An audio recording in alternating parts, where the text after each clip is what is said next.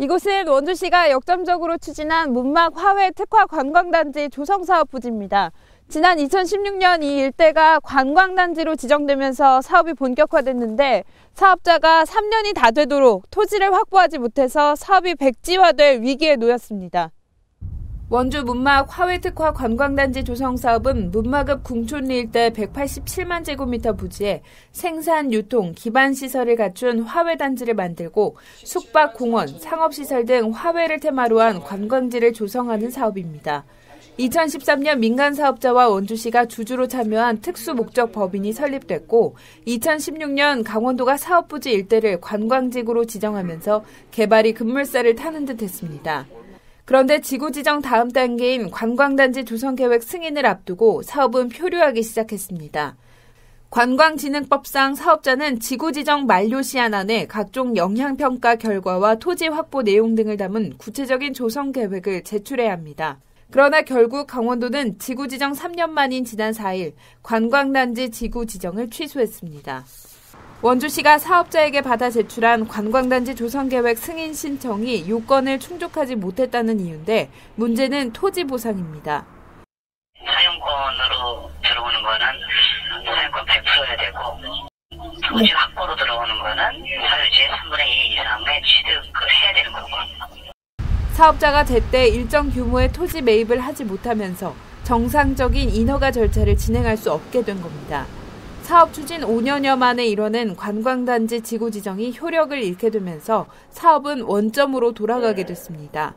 그러나 원창목 시장은 사업자가 추진 의지가 있다면 계속 지원하겠다는 입장을 분명히 했습니다. 취소된 관광단지 지구 지정은 이미 지정 절차를 거쳤던 만큼 다시 지정하는 데 어려움이 없다는 겁니다. 일단은 뭐 사업자가 있는데 또 기존에 투입된 예산이 있는데 아마 재추진하지 않을까 그렇게 판단되는데 중요한 것은 토지 보상을 얼마나 신속하게 하느냐. 사업자 측도 신속한 토지 보상을 시행할 계획이라며 사업 추진을 계속하겠다는 입장입니다. 그러나 사업이 계속 추진된다 해도 넘어야 할 더 큰 산이 남아 있습니다.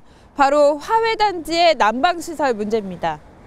대규모 온실과 식물원 등을 운영해야 하는 화훼단지의 특성상 사업 성패의 핵심은 바로 저렴한 열 공급 방안이기 때문입니다. 당초 원주시와 사업자는 폐기물을 태워 전기를 생산하면서 폐열을 난방에 사용하는 SRF 열병합 발전소를 구상했습니다. SRF는 비닐, 목재, 종이 등 고형 폐기물을 원료로 해 원가가 낮고 대규모 난방에 널리 쓰이는 열병합 발전이 적합하다고 본 겁니다.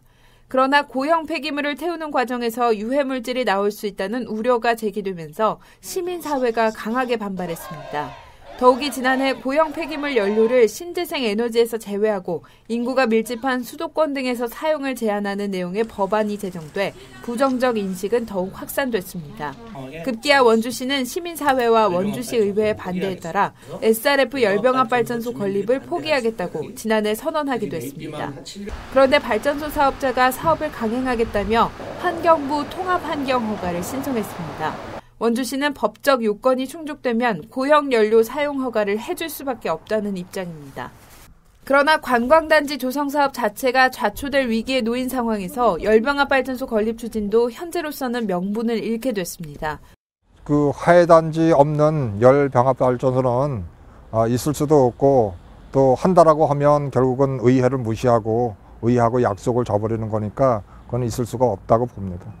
이런 가운데 지역 정치권과 시민사회단체가 지난 9월 감사원에 열병합 발전소 건립 사업에 대한 공익감사까지 청구한 상황. 원주 문막 화훼 관광단지 조성 사업이 총체적 난국에 빠지면서 앞으로 사업 추진 방향에 관심이 쏠립니다. 헬로티비 뉴스 이다혜입니다.